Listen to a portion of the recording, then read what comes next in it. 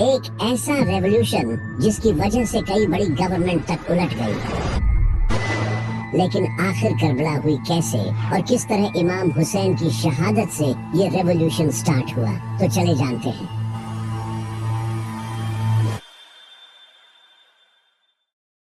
جب یزید کو معاویہ نے امام حسن علیہ السلام کی ٹریٹی توڑ کر خلیفہ بنا دیا تو اپنی موت سے پہلے معاویہ نے اپنے بیٹے یزید کو وارن کیا اور کہا کہ حسین سے ہوشیار رہنا، اگر یہ تیرے خلاف کھڑا ہوا تو نہیں بچے گا۔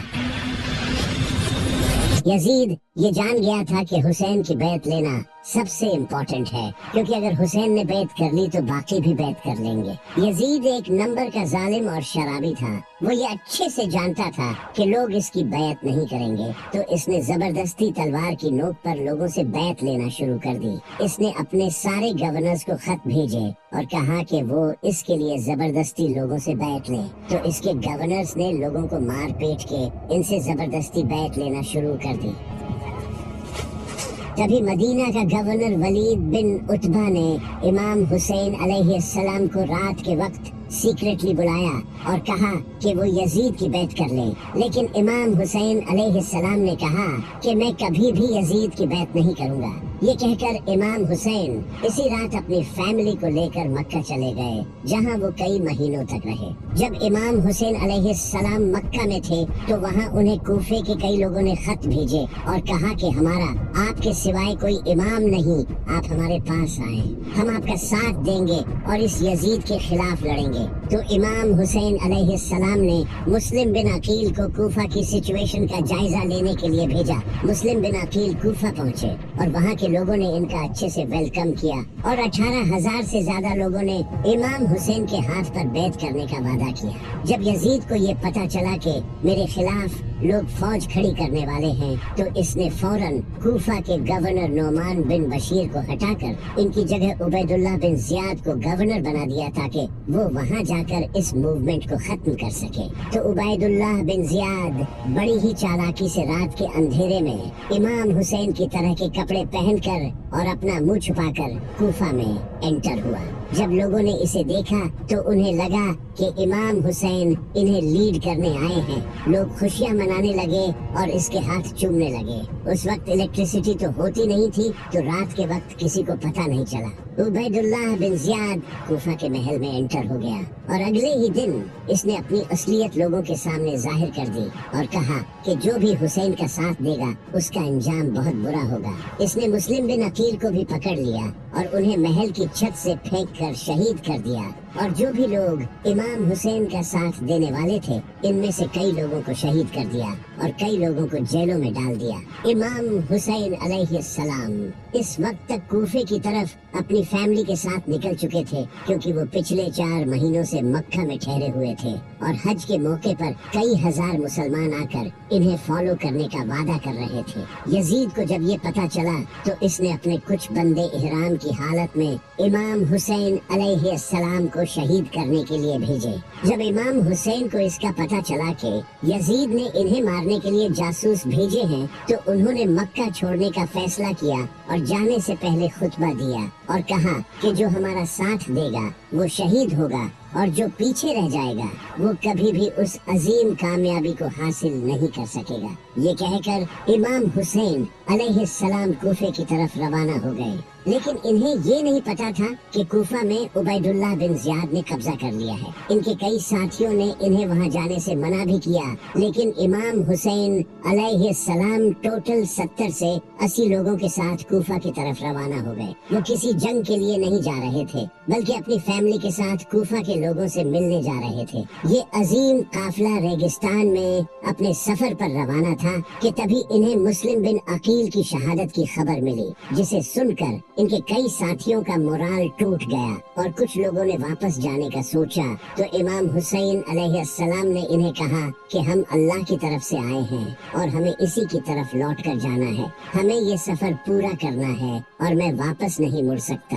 تو اس کے بعد ان کا قافلہ واپس سے کوفے کی طرف روانہ ہو گیا तभी रास्ते में एक जगह जब काफिले ने कयाम किया तो इमाम हुसैन सो रहे थे। तभी उन्होंने ख्वाब में अपने नाना नबी सल्लल्लाहु अलैहि वसल्लम को देखा। आपने इमाम हुसैन अलैहिस्सलाम को फरमाया, ए हुसैन आगे बढ़ो, अल्लाह तुम्हें शहीद देखना चाहता है। तो इमाम हुसैन अलैहिस्सलाम ख्वाब से उठे और आपने अपने साथियों से ये ख्वाब शेयर किया और उन्हें कहा कि जो वापस जाना चाहते हैं वो चले जाएं, क्योंकि अब जो मेरे साथ रहेगा वो मारा जाएगा। कुछ लोग छोड़ गए लेकिन बाकी इनके साथ रहे। तो काफिला फिर से अपनी मंजिल की तरफ रवाना हो गया। तभी रास्ते में इन्हें एक और काफिला दिखाई दिया जो कि ज़ुहैर बिन कैन का काफिला था। इनकी मुलाकात इमाम हुसैन से हुई। इस मुलाकात के बाद ज़ुहैर बिन कैन ने अपनी बीवी को तलाक दे दी और कहा कि तुम बाकी सबके साथ जाओ, क्योंकि मैं अब इमाम हुसैन अलैहिस्सलाम के साथ अपनी जान दूंगा। वहीं दूसरी तरफ यजीद को ये पता चल चुका था कि इमाम हुसैन कूफा की तरफ रवाना हो चुके हैं। तो इस नापाक ने हुर बिन यजीद को 1000 के लश्कर के साथ इमाम हुसैन अलैहिस्सलाम के काफिले की तरफ भेजा। हुर बिन यजीद ने अपने लश्कर के साथ इमाम हुसैन के काफिले को रास्ते में ही एक जगह दरियाए फुरात के किनारे रेगिस्तान में रोक लिया। इमाम हुसैन ने अपने साथियों से पूछा कि ये कौन सी जगह है, तो उन्होंने बताया कि ये करबला है। इमाम हुसैन अलैहिस्सलाम की आंखों में आंसू आ गए और आपने फरमाया, यही वो जगह है जहां हमारा खून बहाया जाएगा। इमाम हुसैन अलैहिस्सलाम ने हुक्म दिया कि यहीं खैमे गाड़ दो, अब हम आगे नहीं बढ़ेंगे। ये वही जगह थी जहां से जब इमाम अली अलैहिस्सलाम जंगे सफीन से वापसी लौट रहे थे तो आपने यहाँ रुक कर फरमाया था, ऐ हुसैन, उस दिन सब्र करना जिस दिन तुम्हारा बाप तुम्हारी मदद के लिए तुम्हारे पास नहीं होगा। तुम करबला की जमीन पर सब्र करना, क्योंकि वहाँ तुम्हें अकेले मौत का सामना करना पड़ेगा। तो जब 2 मुहर्रम के दिन इमाम हुसैन अलैहिस्सलाम के साथियों ने करबला में खैमे लगा लिए, तो इसी वक्त यजीद ने 4000 के लश्कर के साथ अमर बिन साद को हुर बिन यजीद की फौज ज्वाइन करने भेजा। इससे हुर बिन यजीद की फौज और ज्यादा बढ़ गई। इसके अलावा भी अमर बिन साद यजीद से और ज्यादा लश्कर मंगवाने लगा, जिसके बाद इसकी फौज 1000 से 30,000 हो गई। वहीं दूसरी तरफ इमाम हुसैन के साथ इनके सिर्फ 70 साथी थे। लेकिन आखिर क्यों अमर बिन साद इतनी ज्यादा फौज मंगवा रहा था, जबकि सामने सिर्फ 70 थे और इनमें से भी कई बच्चे और औरतें थी। इसकी वजह ये थी कि इन 70 लोगों में एक इंसान था जिसका नाम था अब्बास। ये इमाम अली अलैहिस्सलाम के बेटे और इमाम हुसैन अलैहिस्सलाम के भाई थे। ये इतने बहादुर थे कि जब ये जंग में लड़ते थे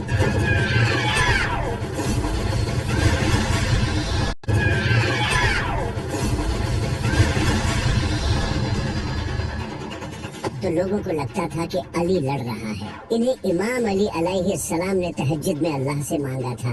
आपने दुआ की थी, ऐ अल्लाह, मुझे ऐसा बेटा अता फरमा जो मेरे बेटे हुसैन को इसकी तन्हाई के दिन सहारा दे। मुझे ऐसा बच्चा अता कर जो हुसैन का वफादार हो, जो करबला में इसके साथ खड़ा हो, जो इसके लिए अपनी जान दे और मौत के सामने न झुके। तब जाकर अल्लाह ने उन्हें अब्बास जैसा बेटा दिया। इसी वजह से अमर बिन साद लगातार फौज मंगवा रहा था, क्योंकि सामने अब्बास खड़ा था। तो इमाम हुसैन ने कूफा के लोगों को एक खत लिखा उन्हें अपनी इस कंडीशन के बारे में बताने के लिए, लेकिन वो खत कभी कूफा के लोगों तक पहुंचा ही नहीं। इमाम हुसैन और इनके साथी शदीद प्यास बर्दाश्त कर रहे थे, क्योंकि अमर बिन साद ने 500 फौजी फुरात के किनारे खड़े कर दिए थे। इस वक्त रेगिस्तान में शदीद गर्मी थी, सूरज सर पर था, बच्चे रो रहे थे और इनके होंठ सूखे पड़े थे। यहाँ तक कि औरतें प्यास की शिद्दत से बेहोश हो रही थी। प्यास की वजह से इमाम हुसैन के साथी कमजोर हो रहे थे, लेकिन इनका जज्बा मजबूत था।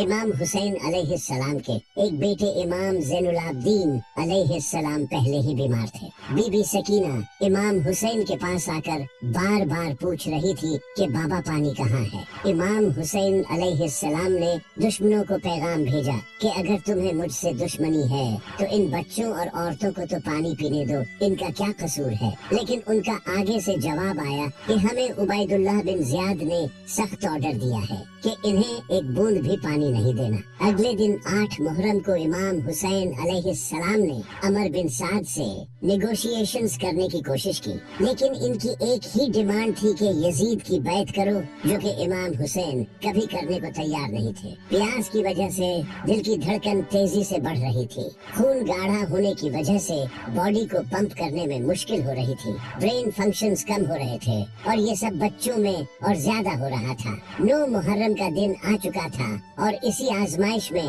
9 मुहर्रम का दिन भी गुजर गया। इमाम हुसैन अलैहिस्सलाम ने सारी रात इबादत की और अपने साथियों से कहा, तुम अब जा सकते हो, दुश्मनों को सिर्फ मेरी जान चाहिए, मैं नहीं चाहता कि मेरी वजह से किसी की जान जाए। इसके बाद इमाम हुसैन ने चिराग बुझा दिया और जब थोड़ी देर बाद चिराग जलाया तो इनका एक भी साथी इन्हें छोड़कर नहीं गया। हुर बिन यजीद को जब ये पता चला कि अमर बिन साद इमाम हुसैन के खिलाफ जंग करेगा तो उन्होंने इमाम हुसैन की फौज ज्वाइन कर ली, क्योंकि वो इमाम हुसैन की इज्जत करते थे। इसके बाद 10 मुहर्रम का सूरज चढ़ा। इमाम हुसैन अलैहिस्सलाम यजीद की फौज के सामने आए और कहा, ऐ लोगो, गौर करो कि मैं कौन हूँ। क्या मैं तुम्हारे नबी का बेटा नहीं हूँ? क्या तुम मुझे सिर्फ इसलिए कत्ल करना चाहते हो कि मैंने यजीद की बैत करने से इनकार कर दिया? लेकिन दुश्मन खामोश रहे तो इमाम हुसैन ने अपनी फौज को तैयार किया और 3 हिस्सों में डिवाइड किया। एक हिस्सा राइट में था, एक लेफ्ट में और एक हिस्सा सेंटर में था, जिसे हजरत अब्बास लीड कर रहे थे, जबकि यजीद की आर्मी इनके चारों तरफ थी। तो फजर की नमाज के बाद जंग शुरू हुई।